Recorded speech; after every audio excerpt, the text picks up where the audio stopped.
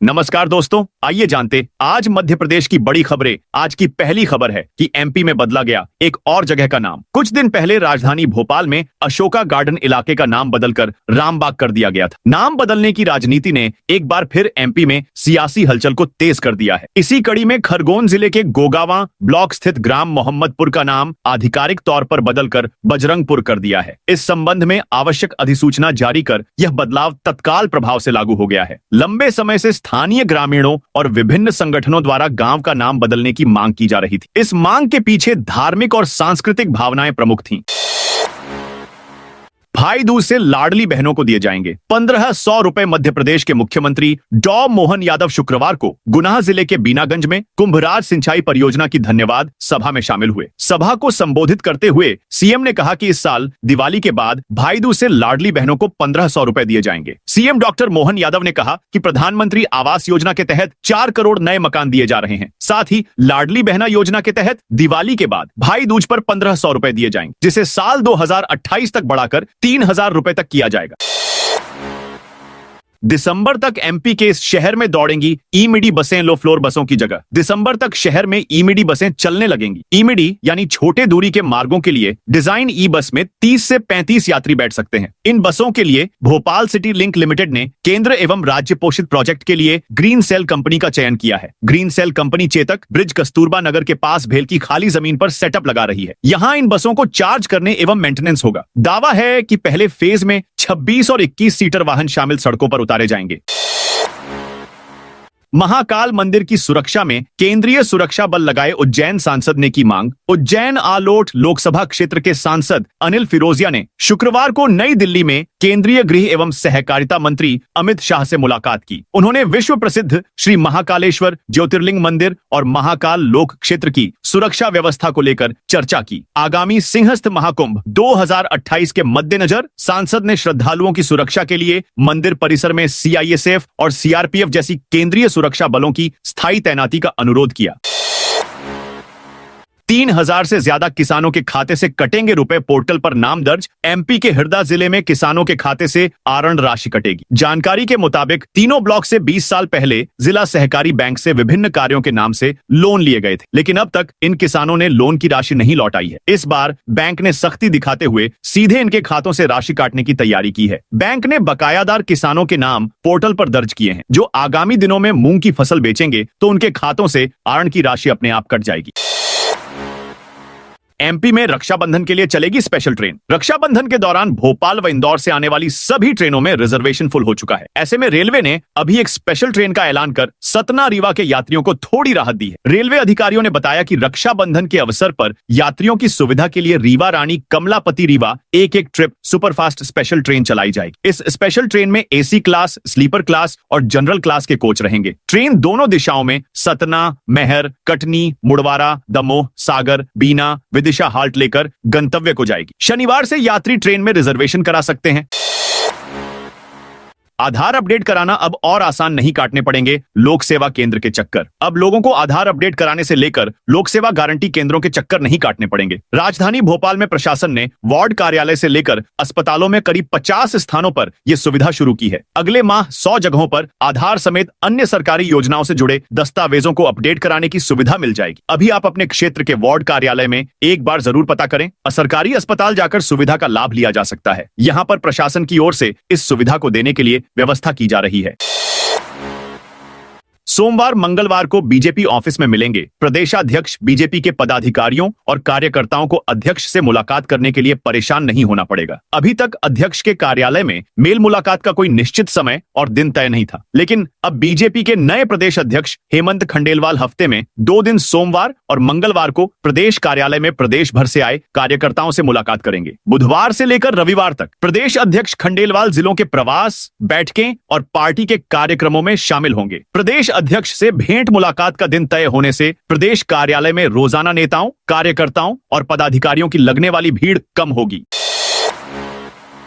MP में आंगनवाड़ी में भर्ती के लिए देने होंगे पैसे। मंत्री के बयान से मच गया हड़कंप। एमपी में आंगनवाड़ी में भर्ती की प्रक्रिया चल रही है। महिला एवं बाल विकास विभाग में आंगनवाड़ी में हजारों कार्यकर्ताओं और सहायिकाओं की भर्ती की जानी है। इसके लिए लोगों से पैसे मांगे जा रहे हैं। राज्य के एक मंत्री ने यह आरोप लगाया है, जिससे राजनीतिक हलकों में हड़कंप मच गया है। प्रदेश के अनुसूचित जाति कल्याण मंत्री नागर सिंह चौहान ने वीडियो जारी कर कहा है कि कई लोग आंगनवाड़ी में भर्ती कराने का दावा करते हुए साफ कह रहे हैं कि इसके लिए पैसे लगेंगे। उन्होंने कहा कि अलीराजपुर जिले में ऐसे कई दलाल घूम रहे हैं। विभाग के अधिकारी कर्मचारियों की भी इसमें मिली भगत है। महिला एवं बाल विकास मंत्री निर्मला भूरिया ने आंगनवाड़ी में भर्ती के लिए पैसे मांगने के आरोप पर जांच की बात कही है। उन्होंने यह भी कहा है कि भर्ती प्रक्रिया पूरी तरह पारदर्शी है। इधर कांग्रेस ने इस मुद्दे पर सरकार को घेरा है। पूर्व विधायक ने सीएसपी को असंवेदनशील औरत कहा। रीवा के चोरहटा थाने में शुक्रवार को भाजपा नेता और पूर्व विधायक केपी त्रिपाठी के समर्थकों ने सीएसपी ऋतु उपाध्याय पर हमला करने की कोशिश की। पूर्व विधायक ने थाने के भीतर सीएसपी को फटकार लगाई और अपनी नजरों के सामने से हटने को कहा। विवाद इतना बड़ा कि समर्थकों ने थाने में घुसकर सीएसपी की तरफ बढ़ना शुरू कर दिया। हालात बिगड़ता देख थाना प्रभारी आशीष मिश्रा ने हाथ जोड़कर सबसे शांत रहने की अपील की। एमपी में सीमांकन के बदले 2 लाख की रिश्वत मांगने वाला पटवारी निलंबित। मध्य प्रदेश के मुरैना जिले में कलेक्टर ने एक्शन में आते हुए पटवारी को रिश्वत मांगने के आरोप में निलंबित कर दिया है। बताया जा रहा है कि पटवारी के द्वारा सीमांकन के बदले 2 लाख रुपए की रिश्वत मांगी गई थी। बातचीत को किसान ने रिकॉर्ड कर लिया था। पूरा मामला बानमोर तहसील के उराहना गांव का बताया जा रहा है। किसान रशीद खान ने 15 अप्रैल 2025 को तहसील कार्यालय में अपनी पुश्तैनी जमीन के सीमांकन का आवेदन दिया था। सीमांकन का जिम्मा हल्का पटवारी ब्रजमोहन शर्मा को सौंपा गया था। जब सीमांकन के किसान ने पटवारी से मुलाकात की तो पटवारी ने पहले 3 लाख रुपए मांग और फिर 2 लाख में काम करने की बात कही। ओला का हाईटेक स्कूटर बार बार हो रहा था खराब। आयोग का फैसला, पैसा लौटाओ, स्कूटर लो। जिस स्कूटर को कंपनी ने भविष्य की सवारी बताकर बेचा, वह उपभोक्ता के लिए रोजमर्रा की परेशानी बन गया। बार बार खराबी से तंग आकर उपभोक्ता ने उपभोक्ता आयोग में मामला दर्ज कराया और आयोग ने ओला इलेक्ट्रिक को तगड़ा झटका देते हुए पूरा पैसा लौटाने का आदेश दे दिया है। भोपाल जिला उपभोक्ता विवाद प्रतितोषण आयोग ने यह फैसला देते हुए कहा कि उपभोक्ता को स्कूटर की पूरी कीमत 1,78,000 रुपए ब्याज सहित लौटाई जाए। साथ ही मानसिक कष्ट के लिए 5,000 और वाद व्यय के लिए 3,000 रुपए अलग से अदा किए जाएं। यह आदेश आयोग के अध्यक्ष योगेश दत्त शुक्ल और सदस्य डॉक्टर प्रतिभा पांडेय की पीठ ने सुनाया। उमरिया में चेचरिया सकरिया गांव की पुलिया टूटी उफान पर। नदी नाले उमरिया में शुक्रवार से शुरू हुई लगातार बारिश शनिवार को भी जारी रही, जिससे जनजीवन प्रभावित हुआ है। मानपुर पाली मार्ग पर पुलिया क्षतिग्रस्त हो गई है और नदी नालों का जलस्तर बढ़ गया है। ताप विद्युत केंद्र के गेट खोले गए हैं और कृषि विशेषज्ञों के अनुसार धान को फायदा लेकिन दलहन तिलहन को नुकसान हुआ है। उमरिया में 24 घंटे में औसतन 1.5 इंच बारिश दर्ज की गई है, जिससे कई ग्रामीण मार्गों पर यातायात प्रभावित हुआ है। मानपुर पाली मार्ग पर चेचरिया, सकरिया और चेजपुर के बीच की पुलिया क्षतिग्रस्त हो गई है, जिससे ग्रामीणों को आवागमन में दिक्कतें हो रही हैं।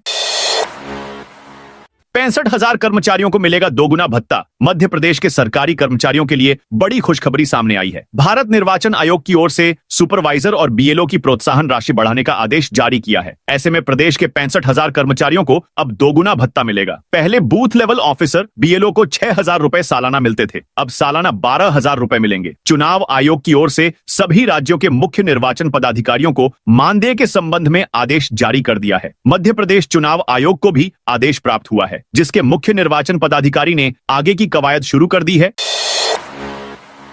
सतना में परिवार की सालाना आय 3 रुपए आय प्रमाण पत्र में गड़बड़ी से वायरल हुआ सर्टिफिकेट। सतना जिले की कोठी तहसील में एक परिवार का आय प्रमाण पत्र सोशल मीडिया पर वायरल हो गया, जिसमें उनकी सालाना कमाई केवल 3 रुपए दर्शाई गई है। यह मामला 22 जुलाई 2025 को जारी किए गए प्रमाण पत्र से जुड़ा है, जिसमें नया गांव निवासी रामस्वरूप पिता श्यामलाल की कुल वार्षिक आय महज 3 रुपए दर्ज की गई थी। औसतन यह 25 पैसे प्रति माह की आय बनती है। प्रमाण पत्र तहसीलदार सौरभ द्विवेदी के हस्ताक्षर सहित विधिवत रूप से जारी किया गया था।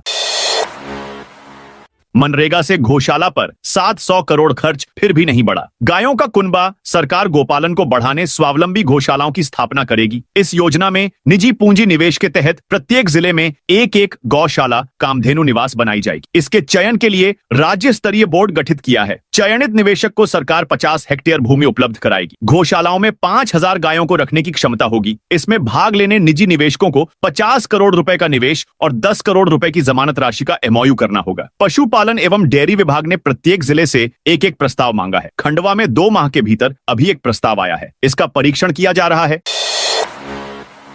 मध्य प्रदेश जल जीवन मिशन ने केंद्र सरकार को दिया सुझाव। अब जल के लिए पंचायत एवं ग्रामीण विकास और पीएचई का होगा विलय। मध्य प्रदेश सरकार के विभागों में अब एक और विलय की तैयारी है। इस बार बात पंचायत एवं ग्रामीण विकास विभाग और लोक स्वास्थ्य यांत्रिकी विभाग की है। हाल ही में मप्र जल जीवन मिशन ने केंद्र सरकार को सुझाव दिया है कि गांवों की पेयजल स्कीमों को चलाने का काम पंचायतें ही कर सकती हैं।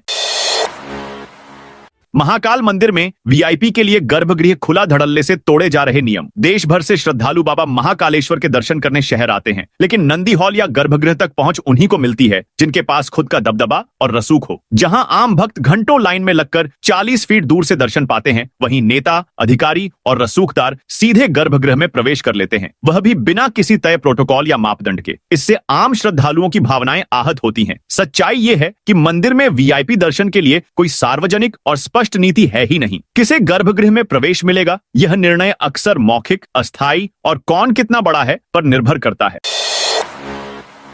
प्रदेश में अपनी तरह की पहली कार्रवाई, ट्रैफिक नियम तोड़ने वाले 29 वाहनों का पंजीयन निरस्त किया। प्रदेश में अपनी तरह की पहली कार्रवाई करते हुए परिवहन विभाग ने ट्रैफिक नियमों का उल्लंघन करने वाले 29 वाहनों के पंजीयन निरस्त कर दिए हैं। आईटीएमएस प्रणाली के अंतर्गत शहर में लगे कैमरों के माध्यम से ट्रैफिक नियम तोड़ने वालों को लगातार ई चालान जारी किए जा रहे हैं। पुलिस विभाग द्वारा उपलब्ध आंकड़ों की जांच में पाया गया कि कुछ वाहन चालक बार बार red signal jump, triple riding जैसे नियम तोड़ रहे हैं। ऐसे 31 वाहन चालकों की पहचान इंदौर स्मार्ट सिटी डेवलपमेंट द्वारा की गई। सूची बनाकर आरटीओ कार्यालय को सौंपी गई।